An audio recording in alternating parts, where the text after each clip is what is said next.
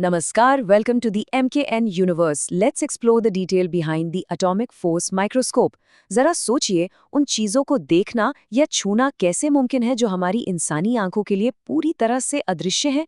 मतलब जो चीजें लाइट की वेवलेंथ से भी छोटी हैं, उन्हें हम कैसे स्टडी कर सकते हैं?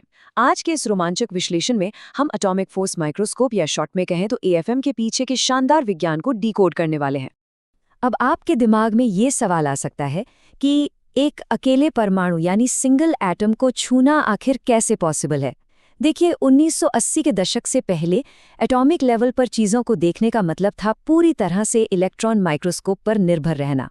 लेकिन उसके साथ एक बहुत बड़ी प्रॉब्लम थी। उन्हें काम करने के लिए वैक्यूम की ज़रूरत होती थी और वो अक्सर हमारे नाजुक बायोलॉजिकल सैंपल्स को पूरी तरह नष्ट कर देते थे। विज्ञान को एक ऐसे टूल की सख्त तलाश थी जो सैंपल के साथ सौम्य भी हो और जिसकी एक्यूरेसी भी कमाल की हो। तो आज के इस एक्सप्लेनर में हम क्या-क्या कवर करने वाले हैं? बहुत ही दिलचस्प चीजें। हम बात करेंगे इसके आविष्कार की शुरुआत की, मशीन के काम करने के तरीके की, इसके पीछे काम करने वाली कोर फिजिक्स की। हम देखेंगे कि इससे किन मटेरियल्स को एक्सप्लोर किया जा सकता है, एएफएम का फ्यूचर क्या है और लास्ट में कुछ शानदार रेकमेंडेड बुक्स।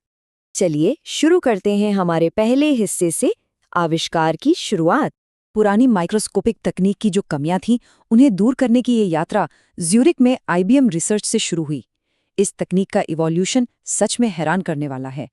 1981 में स्कैनिंग टनलिंग माइक्रोस्कोप यानी एसटीएम का आविष्कार हुआ था। फिर 1985 में, क्या आप यकीन करेंगे, एएफएम का पहला प्रोटोटाइप एक साधारण नैपकिन पर डिजाइन किया गया था। 1986 में इसका लैंडमार्क रिसर्च पेपर पब्लिश हुआ।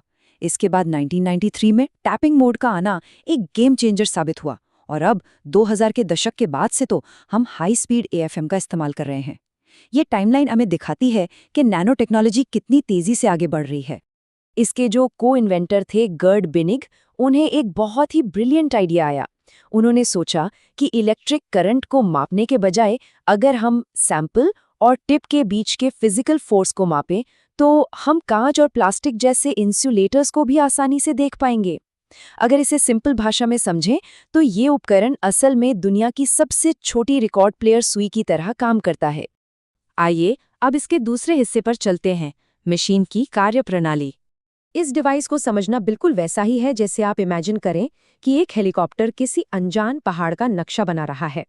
उस हेलीकॉप्टर से एक फिशिंग रॉड लटकी है और जब वो रॉड जमीन से टकराती है तो धागे पर पड़ने वाले खिंचाव से सतह का पता लगाया जाता है। एएफएम में ये काम 5 स्टेप्स में होता है। सबसे पहले एक माइक्रोस्कोपिक डाइविंग बोर होता है जिसे कैंटिलीवर कहते हैं, जो सतह के बल से हल्का सा झुकता है। फिर एक लेजर इसके पिछले हिस्से से टकराकर रिफ्लेक्ट होती है। जैसे ही टिप हिलती है, लेजर का रास्ता बदल जाता है। इसके बाद एक फीडबैक लूप इस बदलाव को तुरंत पकड़ लेता है और पीजोइलेक्ट्रिक स्कैनर को एडजस्ट करता है। और फाइनली कंप्यूटर इस सारे डेटा को मिलाकर एक बेहद सटीक 3D इमेज तैयार कर देता है। लेकिन ये सब कैलकुलेट कैसे होता है? इसके लिए हमें समझना होगा भाग 3, मुख्य भौतिकी। मशीन जो भी डेटा पढ़ रही है वो फिजिक्स के एक बहुत ही बेसिक और जाने माने सिद्धांत पर टिका है जिसे हुक का नियम या हुक्स लॉ कहते हैं। जी हाँ, वही जो हमने स्कूल में पढ़ा था। फॉर्मूला बहुत ही सिंपल है, F = -k/z। अगर हमें कैंटिलीवर की कठोरता या उसका स्प्रिंग कांस्टेंट यानी k पता है और हम उसके डिस्प्लेसमेंट यानी z को लेजर से माप लें तो टिप और सैंपल के बीच के सटीक बल यानी F को बड़े आराम से निकाला जा सकता है। यही वो सिंपल सा गणित है जो इस मशीन को इतना पावरफुल बनाता है। आगे बढ़ते हैं भाग 4 की तरफ, सामग्री की खोज। आपको पता है इस तकनीक की सबसे बड़ी स्ट्रेंथ क्या है? इसका हर तरह के एनवायरनमेंट में काम कर पाना। ये हवा में, वैक्यूम में या यहाँ तक कि किसी लिक्विड में डूबे होने पर भी एकदम परफेक्टली काम कर सकता है। इसका मतलब है कि हम हार्ड मेटल्स या सिरामिक्स में डिफेक्ट्स तो ढूंढ ही सकते हैं, साथ ही मुलायम रबर या प्लास्टिक की इलास्टिसिटी भी नाप सकते हैं। और सबसे माइंड ब्लोइंग बात, ये जीवित डीएनए और कोशिकाओं को उनके नेचुरल लिक्विड वातावरण में बिना कोई नुकसान पहुंचाए ऑब्जर्व कर सकता है।